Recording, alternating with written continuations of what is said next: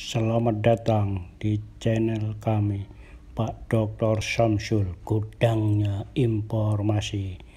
Ikuti terus agar tidak Selamat gagal malam, paham.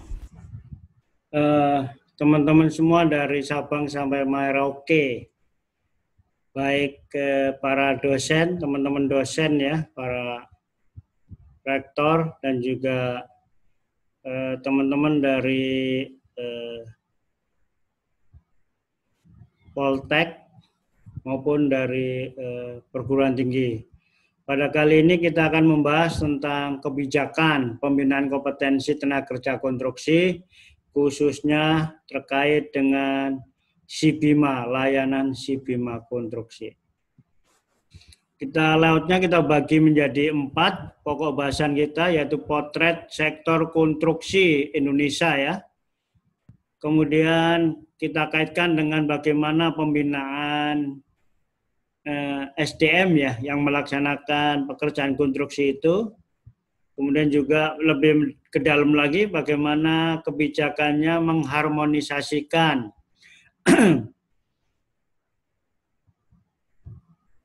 antara perguruan tinggi, PU dan industri. Nanti terakhir adalah bagaimana program dari SIBIMA konstruksi. Baik, mungkin itu izin sambil minum kopi tengah malam.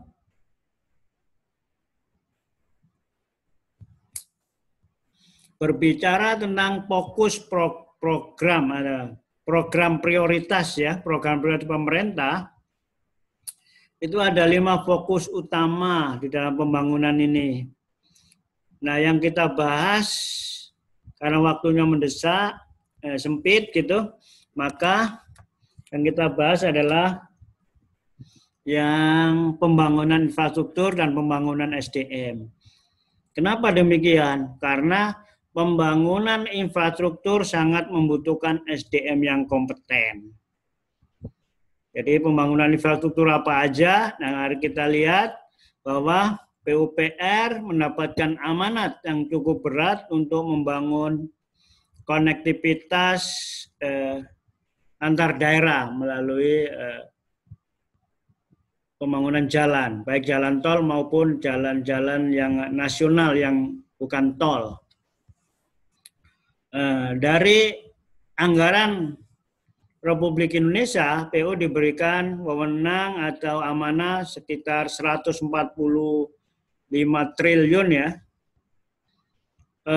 di mana 1 triliunnya itu membutuhkan tenaga kerja konstruksi diperkirakan sekitar 14.000 tenaga kerja. Kenapa diperkirakan? Karena untuk pembangunan jalan membutuhkan tenaga kerja yang berbeda walaupun sama biayanya gitu, sama besarnya dengan pembangunan perumahan dan juga pembangunan bendungan dan juga pembangunan spam gitu akan sangat berbeda dikit ya.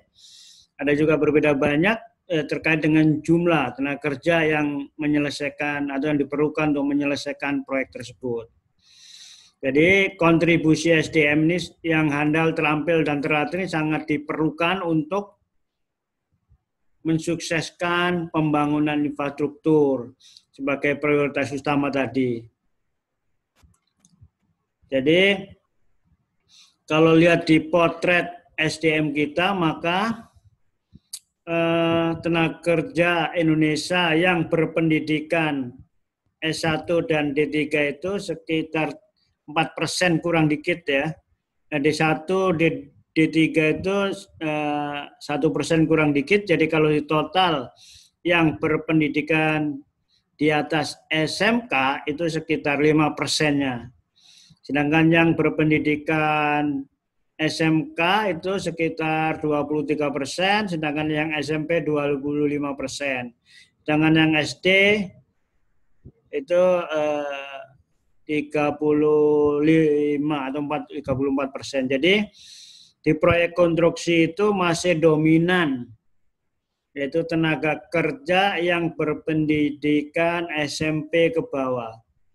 Di mana SMP ke bawah itu sekitar 60%. Sedangkan yang 25%-nya adalah yang berpendidikan SMK dan yang 5%-nya lagi adalah yang berpendidikan perguruan tinggi. Maka teman-teman perguruan tinggi masih sangat besar peluangnya untuk mengisi di sektor konstruksi nih, jabatan kerja sektor konstruksi. Apalagi kalau dilihat bahwa tenaga ahli Indonesia itu yang bersertifikat baru sekitar 27%-nya dari total yang bersertifikat. Padahal tenaga kerja yang bersertifikat itu hanya sekitar 8%-nya dari 8 juta tenaga kerja. Dari yang bersertifikat 8% tadi ada sekitar 650 tadi, 27%-nya adalah tenaga ahli, sisanya terampil. Maka dari itu kita perlu membuat suatu kebijakan supaya cepat terpenuhinya tenaga kerja Indonesia yang kompeten sesuai dengan kebutuhan. Melalui Undang-Undang Nomor 2 Tahun 2017, Pasal 70 sudah mewajibkan bahwa setiap tenaga kerja konstruksi itu harus bersertifikat. Barang siapa yang tidak bersertifikat bekerja di sektor konstruksi, maka akan diberhentikan di tempat kerjanya. Kemudian perusahaan yang mempekerjakan atau ownernya yang mempekerjakan tenaga kerja konstruksi atau yang memiliki proyek maupun yang badan usaha yang kontraktornya tadi itu harus memastikan bahwa tenaga kerjanya bersertifikat. Kalau tidak, maka dikenakan peringatan tertulis, denda administrasi, dan pemberhentian sementara. Siapa yang melakukan itu? Tentunya adalah pengawas nanti ya, pengawas pekerjaan konstruksi. Nah, ini apakah nanti dari PUPR atau dari balai atau dari pemerintah daerah. Oke, nah kita perlu melakukan harmonisasi karena disinyalir bahwa lulusan SMK, lulusan Poltek, lulusan perguruan tinggi itu kompetensinya belum sesuai dengan harapan dari industri. Maka disinyalir perlu adanya sinkronisasi kurikulum, gitu. Sehingga Pak Dirjen mengeluarkan SE Dirjen tahun 2020 ini dengan nomor 129, di mana untuk anak SMK diwajibkan, yang sektor konstruksi ya, diwajibkan untuk menambah kompetensinya sebanyak 12 JPL ya. Kalau untuk Poltek sebanyak 24 JPL, untuk perguruan tinggi sebanyak 24 JPL, harus ditambah. Supaya apa? Supaya sesuai dengan kompetensi yang dibutuhkan industri gitu. Oke, nah, harmonisasi sudah dilakukan antara modul SKK ini dan jabatan kerja melalui pelatihan yang mencetak tenaga ahli, kemudian dilakukan pemagangan. Oke, izin ya minum dulu.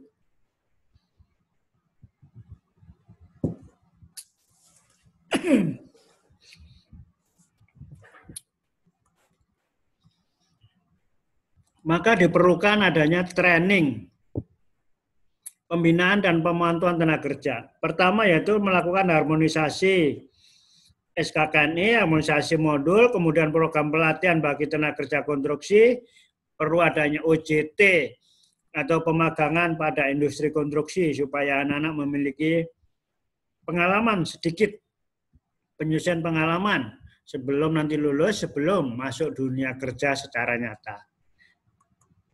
Nah, itu sesuai dengan SE Dirjen 129, maka perguruan tinggi harus menambah 32 JPL. Bisa dilaksanakan pada malam hari, bisa hari Sabtu, bisa hari Minggu. Yang penting adalah terpenuhinya tambahan sebanyak 17 modul tambahan kompetensi ini yang terdiri dari undang-undang, budaya kerja, sistem pengadaan barang dan jasa, administrasi kontrak, K3, quality control, pengenalan beton pracetak dan pengawasannya, kemudian pengenalan pelaksanaan pemasangan sistem pracetaknya, kemudian juga BIM, scheduling, pembesian dan backcasting, formwork, dan juga pekerjaan tanah sampai kepada analisa harga satuan.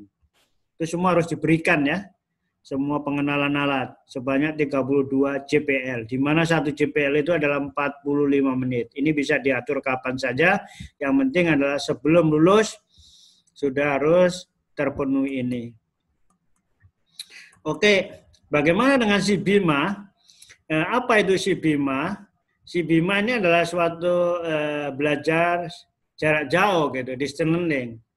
Pemenuhan 129 tadi, pemenuhan untuk S1 bisa juga melalui pelatihan ini jarak jauh ya. Tetapi kalau si BIMA ini adalah pelatihan sebelum adanya era COVID dan sebelum adanya SE 129 itu. Ini adalah ditetapkan PUPR si BIMA ini pada tahun 2017 ya.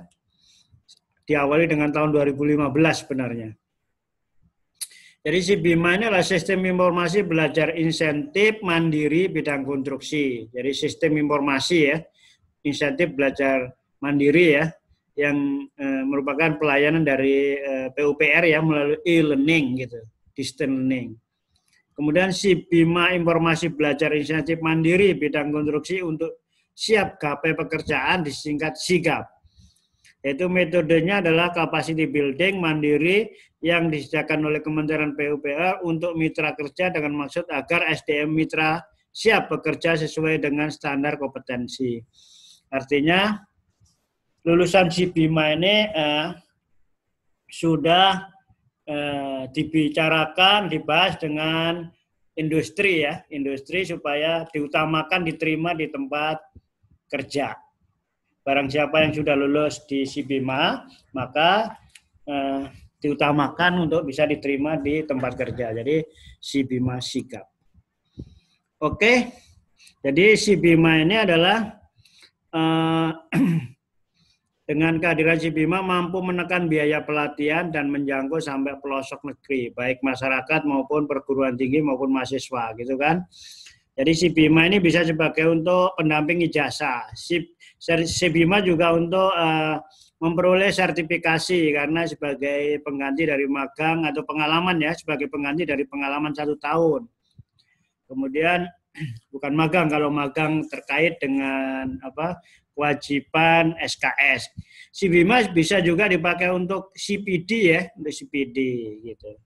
Jadi si BIMA rekrutmen adalah digunakan sebagai tes komplementer pada badan usaha jasa konstruksi. Jadi si BIMA ini bisa dipakai untuk rekrutmen juga untuk diterima di badan usaha jasa konstruksi seperti PP, PT, Waskita Karya, Adikarya, PT Total dan sebagainya. Oke, itu tadi sudah kita simak si BIMA SKI, si BIMA SKA, si BIMA rekrutmen dan si BIMA CPD. Sesuai dengan SE nomor 1 tahun 2019. Jadi si BIMA konstruksi ini SIGAP, siap gapai pekerjaan atau si BIMA SIGAP gitu. Siap kompetensi, siap administrasi. Jadi untuk fresh graduate gitu. Jadi si BIMA ini adalah pemilik SAA yang bisa menerima manfaatnya, bisa untuk fresh graduate, bisa untuk calon sarjana teknik, bisa untuk masyarakat jasa konstruksi. Jadi kalau masyarakat jasa konstruksi bisa mendapatkan layanan si BIMA sebagai perpustakaan online untuk lihat-lihat modul, ngambil modul SKKNI dan sebagainya. Kalau untuk yang memegang SKA sebagai kredit poin untuk CPD. Jadi program apa aja yang ada di si BIMA? Ada pelatihan jalan dan jembatan dengan jabatan kerja ahli material jalan, ahli perencana teknis jembatan, ahli teknik desain jalan, sampai kepada mandor pekerasan jalan, mandor pekerjaan tanah. Kemudian yang bidang perumahan, yaitu ahli muda untuk jabatan kerja ahli muda manajemen konstruksi, ahli pengawas kontrak bangunan gedung, ahli perencana pondasi, sampai kepada pelaksana lapangan pekerjaan drainase perkotaan. Untuk bidang sumber daya air, pelatihan yang ditawarkan atau menu yang ditawarkan oleh si Bima adalah ahli muda perencana irigasi, ahli pelaksana geoteknik, ahli pelaksana bendungan, pengawas bendungan, sampai pelaksana bangunan irigasi. Kemudian manajemen konstruksi dan peralatan, ahli muda K3 konstruksi, ahli muda quality surveyor. Mechanical dan electrical, ahli perencana, iluminisasi, dan sebagainya, dan sebagainya. Pengembangan wilayah, cuma ada satu, yaitu ahli perencana tata ruang wilayah.